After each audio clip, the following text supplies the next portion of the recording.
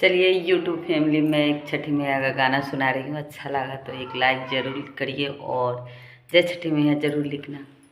हमारो बालमा परदेसिया,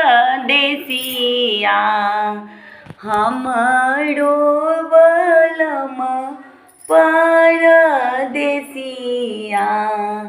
छठवा में आई है जरूर, छठवा में आई है जरूर, फोनवा पे मैसेज भेजाइबा, फोनवा पे मैसेज भेजाइबा, चुनरी लाई है जरूर, चुंदड़ी लाई है जरूर, सांझी बेराया रगमा देबा, सांझी बेराया रगमा देबा, सुबे मांगब कुछ जरूर, सुबे मांगब कुछ जरूर,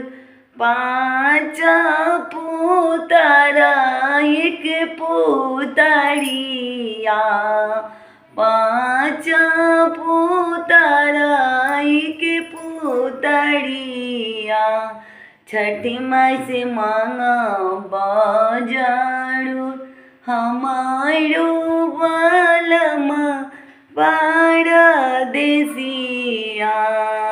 छठवा में आई है जरूर। अच्छा लगा तो एक लाइक ज़रूर कीजिए।